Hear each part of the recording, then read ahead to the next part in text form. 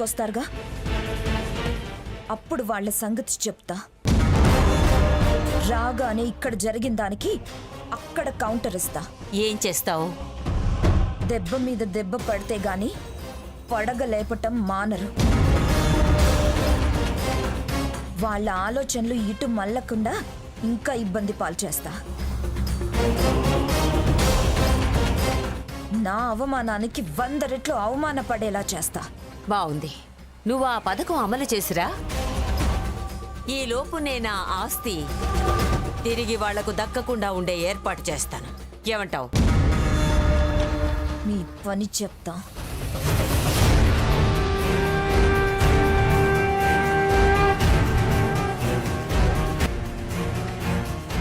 పదండి అమ్మగారు.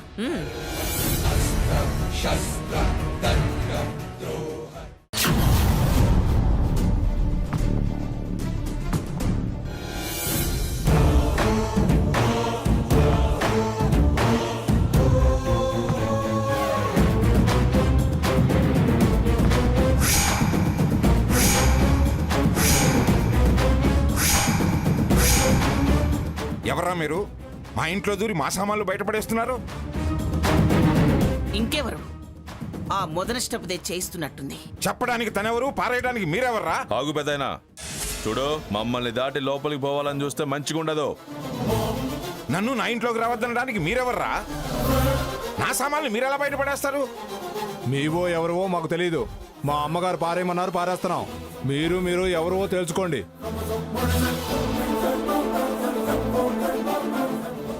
ఏంట్రా చెప్తుంటే?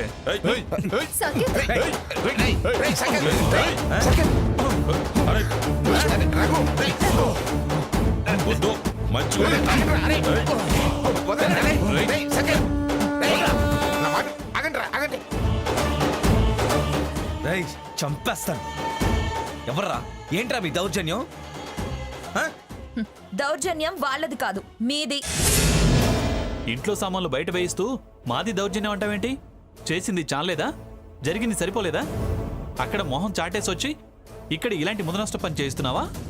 మర్యాదగా సామాన్లు లోపల పెట్టించు, లేకపోతే సామాన్లు ఎలా యువతల పడ్డాయో అలా నువ్వు గేట్ అవతల పడతావు. ఎందుకు పడతాను? ఎలా పడేస్తారు? నాకు కాని వస్తువుల్ని నా ఇంట్లో ఎందుకుండనిస్తాను? అందుకే అవతల పారేస్తున్నాను.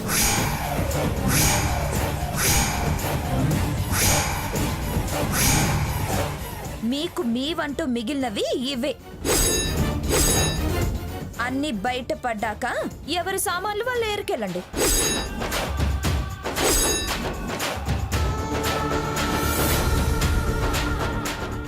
అంతేకాని దౌర్జన్యానికి దిగితే వీళ్ళు రాటు తెలిన రౌడీలు.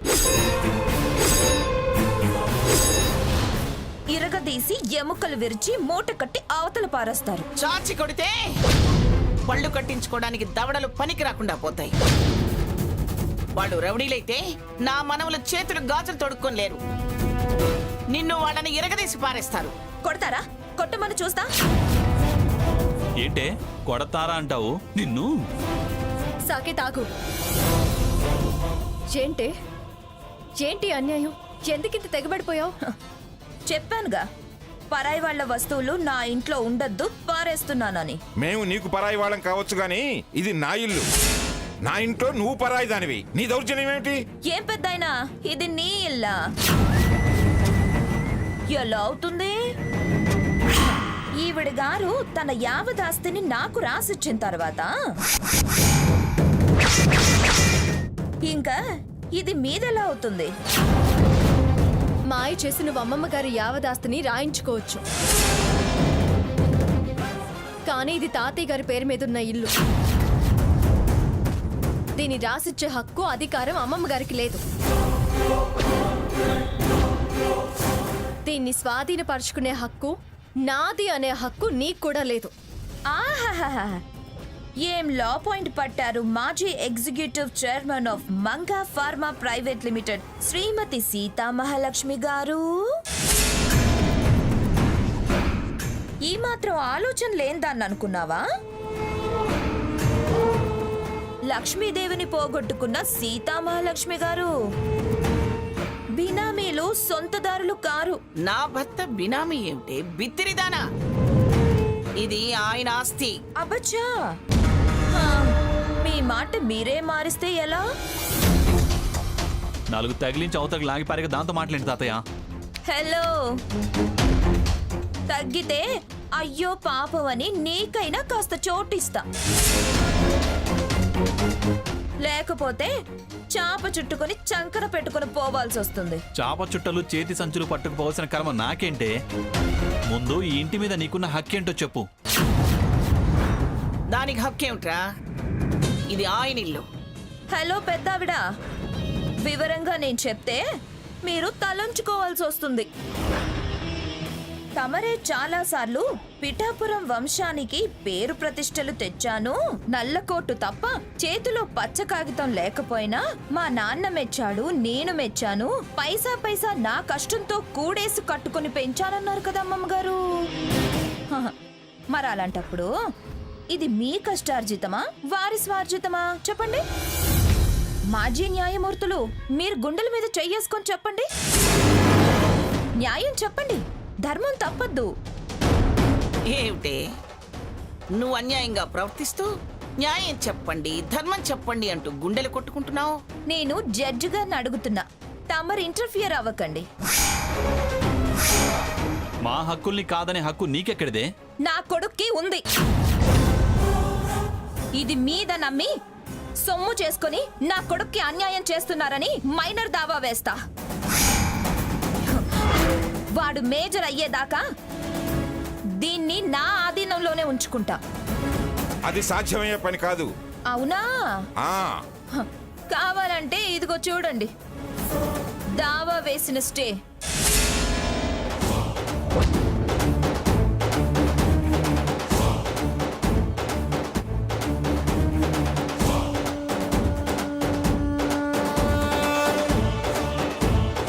చూడండి చూడండి.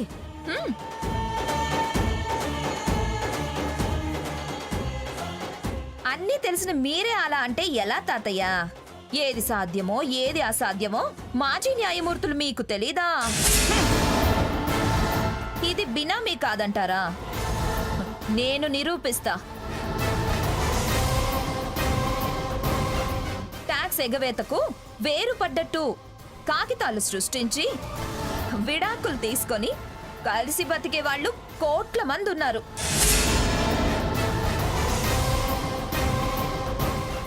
అయినా ఎవరి పేరున లేని ఆస్తి మీ ఒక్కరి పేరునే ఎందుకుంది? మీ సర్వీస్ మొత్తం మీద మీ సంపాదన ఎంతని సిబిఐ వాళ్ళ చేత ఎంక్వైరీ వేయిస్తా.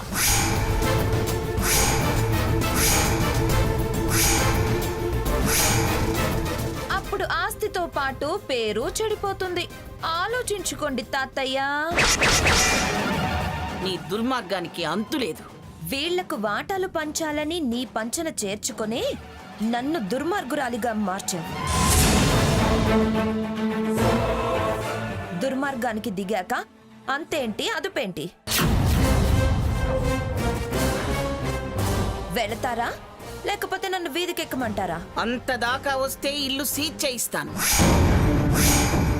అయినా ఇలాంటి పిచ్చి కాగితాలు రాసుకోగాని ఇల్లు నీదైపోతుందా? అంటే రాసిన రాత అబద్ధమా? నీ సంతకం విలువలేనిదా? తలపండిన దానివి తప్పుడు మాటలు మాట్లాడుకో. నీ చేతులతో నువ్వే నీ యావదాస్తి నాకు రాసిచ్చి ఇప్పుడు టికానా లేకపోయేసరికి ప్లేటు ఫిరాయిస్తున్నావా? ఇదేనా నీ పెద్దతనం? ఇదేనా నీ మాటకున్న విలువ? చెప్పు. గతి లేదు, గత్యంతరం లేదు, నిలువ నీడ లేదు. దయతలిచి నాకు ఉండడానికి కొంచెం చోటివ్వమను. తప్పైంది క్షమించమని ప్రాధేయపడు.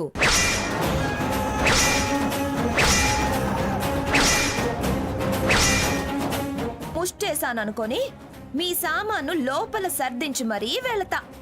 అంతేకాని హక్కులు అంటూ పోరాటానికొస్తే టెంటేసి మహిళా సంఘాలను పిలిచి మీ టెంపర్ తగ్గిస్తా.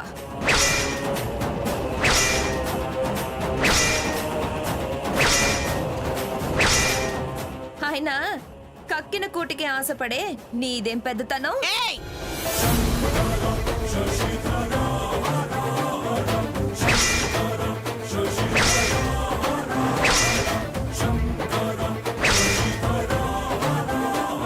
ఏయ్, ఏం ఆగుతున్నావు? అమ్మమ్మ గారు నిన్ను ప్రాధేయపడాలా? నువ్వు ముష్టేస్తావా? నీచానికి అంతుండాలి, దుర్మార్గానికి హద్దుండాలి. సొమ్ము మీద ఇంత ఆశ స్వార్థం పెచ్చి మీరకూడదే. మోసం చేసి ఆస్తులు రాయించుకున్నది కాక నిలువ నీడ కూడా లేకుండా చేయాలని చూస్తున్నావా? నేనుండగా వాళ్ళు చోటు లేని వాళ్ళు, నీడ లేని వాళ్ళు ఎందుకవుతారు?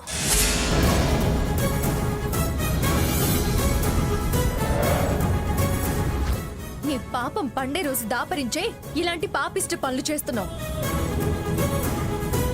సొమ్మే సర్వస్వం అనుకుంటున్నావు నువ్వు. అదే నిన్ను నాశనం చేస్తుంది చూడు. మనుషుల్ని కాదనుకుంటున్నావు, మట్టి కొట్టుకుపోతావే. ఆపమ్మ తల్లి ఆపు. నీ పిచ్చి కూతలు నన్నేమీ చెయ్యవు. ఒసే స్వర్ణ, నన్ను మాయ చేసి ఏ మార్చి రాయించుకున్న ఈ ఆస్తులు నీకు శాశ్వతం కాదే. ఆ, ఆస్తులు శాశ్వతం కావు.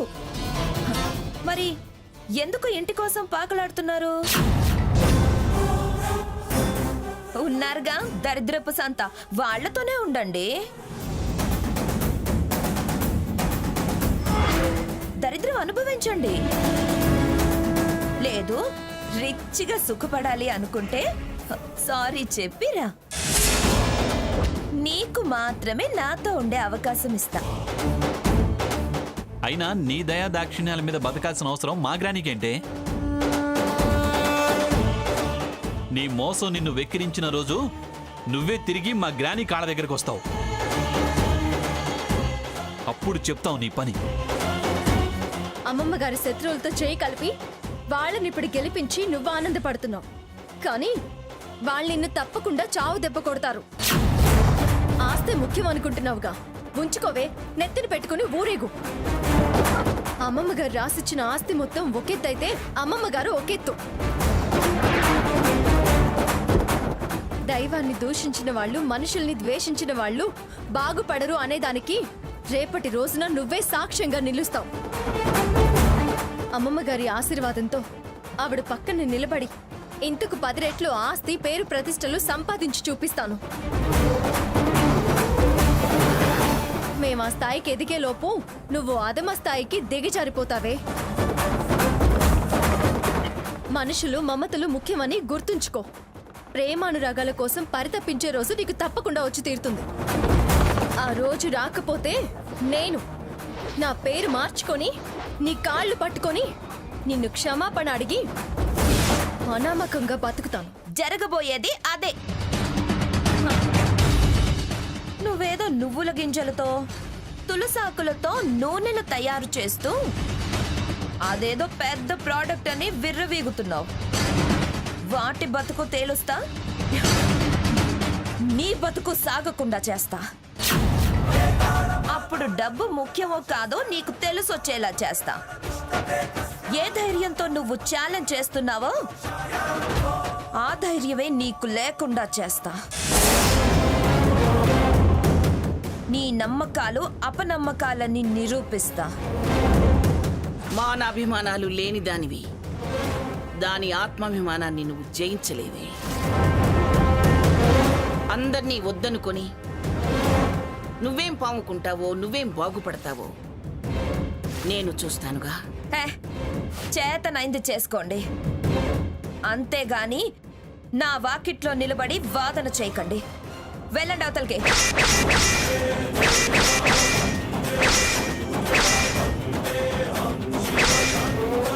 మమ్మల్ని ఇంత చేసి నువ్వేం సుఖపడతావో నేను చూస్తాను. ముందు కష్టపడడం నేర్చుకోండి, అప్పుడు నా అవసరం ఎంతో అర్థం అవుతుంది. మీ శాపాలు, శాపనార్థాలు నన్నేం చేయవు. మీ సామాన్లు అవతలేయండి. హలో సీత, పోషించుకో. ఇదిగో ఇక్కడ తేరగా తిన్నట్టు కాదు. తెగబడిన దానా, వీధికెక్కుతానని బెదిరిస్తున్నావా? నీ బతుకునేలా వీధిన పడేయాలో నాకు తెలుసే. ఈ మంగమ్మ శక్తి సామర్థ్యాలనే సవాలు చేస్తావా? పోయిన పరువు గురించి ఆలోచిస్తూ ఆగుతున్నాను గాని నీలా వీధికెక్కటం ఇష్టం లేదని తగ్గాల్సి వస్తుంది. లేకపోతే తోలు ఒలిచి నార తీసేదాన్ని. చాలే ఆపమ్మా. నార తీస్తుందట నార. మాట తప్పుతున్నా అన్నాను, వదిలేస్తా. అంతేగాని అలా ఇష్టం లేక ఇలా ఇష్టం లేక తగ్గుతున్నా ఆగుతున్నా అని నీ చేతగాంతనాన్ని నువ్వు సమర్థించుకోకు.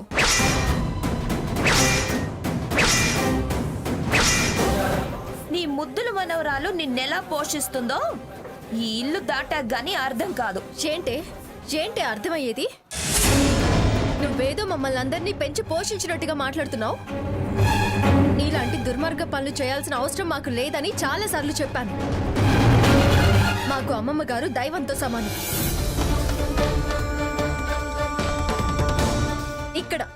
ఇక్కడ పెట్టుకొని చూసుకుంటాను. దర్జాగా పోషిస్తాను. ఎత్తుకు ఎత్తులా చూసుకుంటానే. నా నెత్తిని పెట్టుకుని పూజిస్తాను. నువ్వు ఈ డబ్బును చూసుకుంటున్నావు, నేను వాళ్ళ విలువ చూసుకుంటున్నాను. ఏ స్వర్ణ, నువ్వు ఎంత పశ్చాత్తాపడినా నీ తప్పు క్షమార్హం కాదు. అమ్మమ్మ గారు లాంటి వారిని ఇవాళ కాదనుకున్నంత తేలిక కాదు తిరిగి పొందడం. చాలమ్మా చాలు, విసిగించుకో, వెళ్ళు. ఈవిడ గారి చరిత్ర విని విని ఉన్నా. నువ్వు మళ్ళీ కొత్తగా చెప్పాల్సిన అవసరం లేదు. ప్రతిజ్ఞ చేసావుగా, సాధించు, వెళ్ళు. వెళ్ళండమ్మా, వెళ్ళండి. ఏ వాచ్మ్యాన్, ఓపెన్ ద గేట్. వెళ్ళాల్సిన వాళ్ళు గేటు తెరిచి దారి చూపిస్తే గాని కదిలేలా లేరు.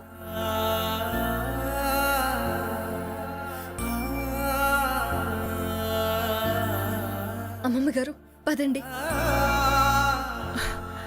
సీత, ఇంకేం మిగలేదా మనకి?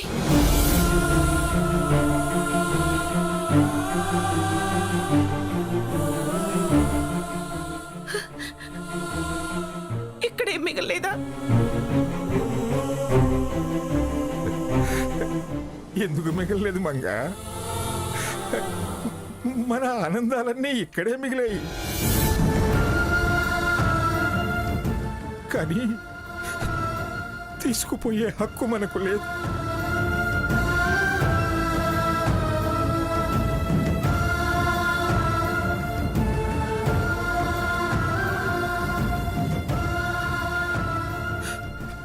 అందుకే పాతి పెట్టిపోతున్నాం.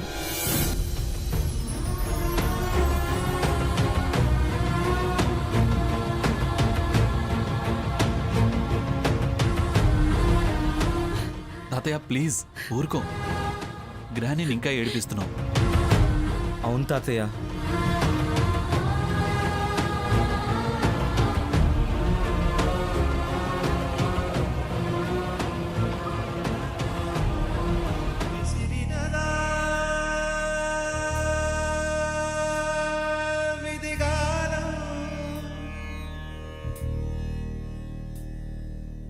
మిగిలినదా శోకం, కాలమే కాటు వేసేనా, కళ్ళలో గంగ పొంగేనా, నిన్న తోడున్న దైవాలే నేడు ప్రాణాలు తీసేనా, వేదన కాదలు న్యాయ దేవత కళ్ళున్న చూడదులే, ఆవుతో కపామంటూ సాక్ష్యమివ్వగలవు, పొదుగులోంచి గరళాన్ని పిండి చూపగలవా, ఇంటి నుంచి వెలివేసి వెళ్ళగొట్టగలవు, మనసులోని నా